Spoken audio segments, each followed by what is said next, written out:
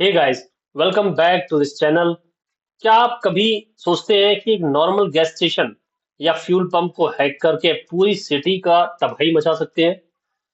सुनने में किसी साईफाई मूवी या हॉलीवुड थ्रिलर की स्क्रिप्ट लगती है, पर दोस्तों, आज जो मैं हम डिस्कस करने वाले हैं, वो 100% रियल है और डेंजरस भी। आज हम बात करेंगे कि यूएस के फ्यूल नेटवर्क्स पर होने वाले एक साइबर अटैक की, जिसने सिक्योरिटी एजेंसीज के होश उड़ा दिए हैं। Welcome to the breakdown of exposed fuel tank garage under a cyber attack. अभी हाल ही में यूएस की टॉप फेडरल एजेंसीज जैसे सीआईएसए, एफबीआई, एनएसए और डिपार्टमेंट ऑफ एनर्जी ने मिलकर एक joint high alert operation warning issue की है। एजेंसीज के कहना है कि मलिशियस थ्रेट एक्टर इंटरनेट पर एक्सपोज इंडस्ट्रियल टारगेट को ढूंढ ढूंढ कर उन्हें हाईजैक कर रहे हैं, और इस पूरे सीन में सबसे बड़ा टारगेट बन चुका है यूएस की रिफाइनरी सिस्टम। लेकिन आगे बढ़ने से पहले बिल्कुल सिंपल भाषा में समझते हैं कि ये एटीजी क्या होता है और ये कैसे काम कर सकता है। देखो, हर गैस स्टेशन और इंडस्ट्रियल फैसिलिटी पर अंडरग्राउंड बड़े बड़े स्टोरेज टैंक होते हैं, जिनमें फ्यूल, डीजल या हजारिडियस केमिकल स्टोर किया जाता है। इन टैंक्स के अंदर लगाए जाते हैं इलेक्ट्रॉनिक प्रॉप्स और सेंसर्स, जिन्हें हमें बोलते हैं ऑटोमेटिक टैंक गैरेज। इनका काम होता है लाइव लेवल, टेम्परेचर और लीकेज को मॉनिटर करना, और ये सारा डायरेक्ट डाटा सिस्टम डेस्क पर भेजता है, जिसे हम स्काडा सिस्टम बोलते हैं, ताकि मॉनिटर करने वाले व्यक्ति को पता चल सके कि अंदर टैंक्स के अंदर क्या चल रहा है। तो फिर प्रॉब्लम कहाँ है? प्रॉब्लम ये है कि एटीजी वनरेबल बाय डिजाइन होता है।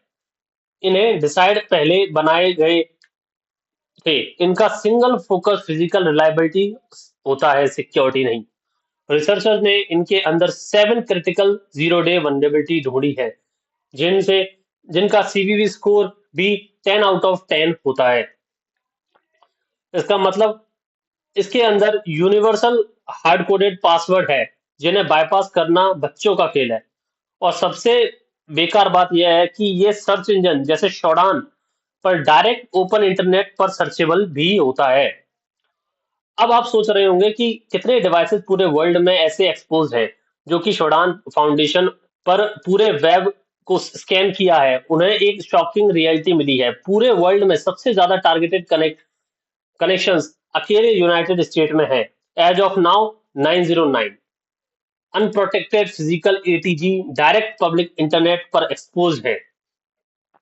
हालांकि एक डिकेड पहले अप्रॉक्स 6000 डिवाइसेस थे, जो बेहतर उससे बेहतर है कि अब केवल हमारे पास 909 ओपन डोर्स अवेलेबल है, जो कि सोफिस्टिकेटेड थ्रेड ग्रुप्स के लिए एक ओपन इनविटेशन है।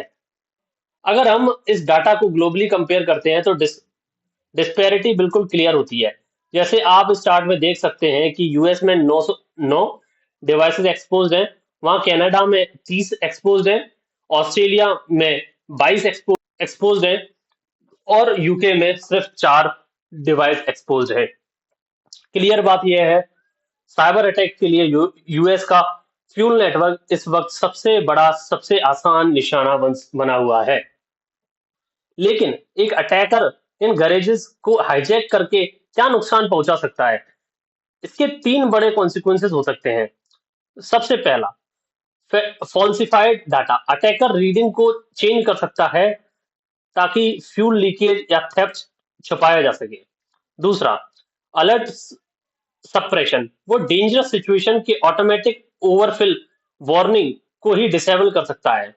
और तीसरा, सबसे डिस्ट्रप्शन, वो रिमोट फ्यूल पंप को फुल्ली लॉक आउट करके पूरे लॉजिस्टिक्स और सप्लाई लाइन को ठप कर सकता है।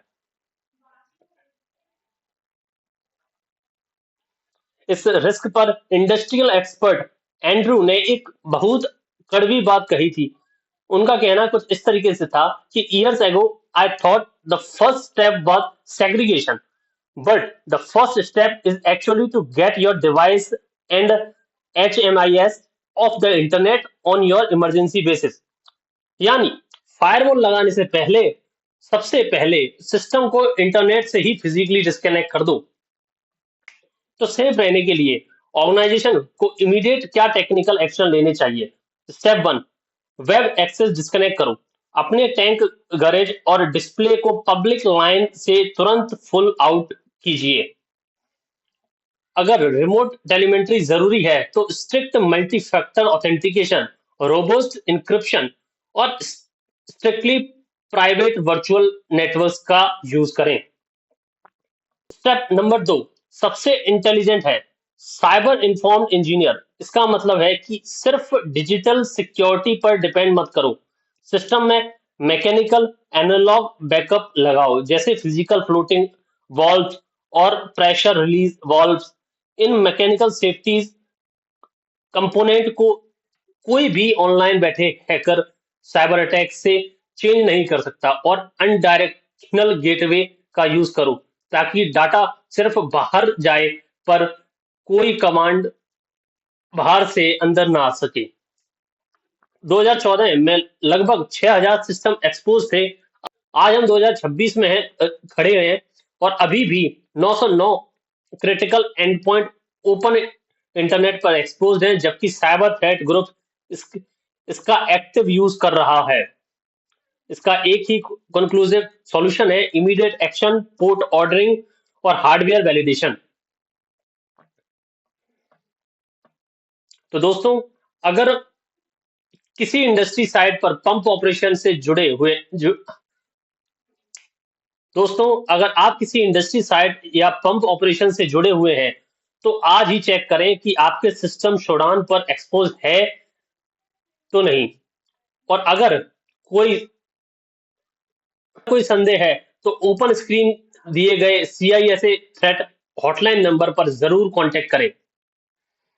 आपको क्या लगता है, क्या हमें साइबर सिक्योरिटी के लिए वापस पूरे मैकेनिकल या एनालॉग डिजाइन पर शिफ्ट हो जाना चाहिए? अपनी कोई राय हो कमेंट में जरूर बताएं। वीडियो अच्छी लगी हो तो लाइक और सब्सक्राइब जरूर करें।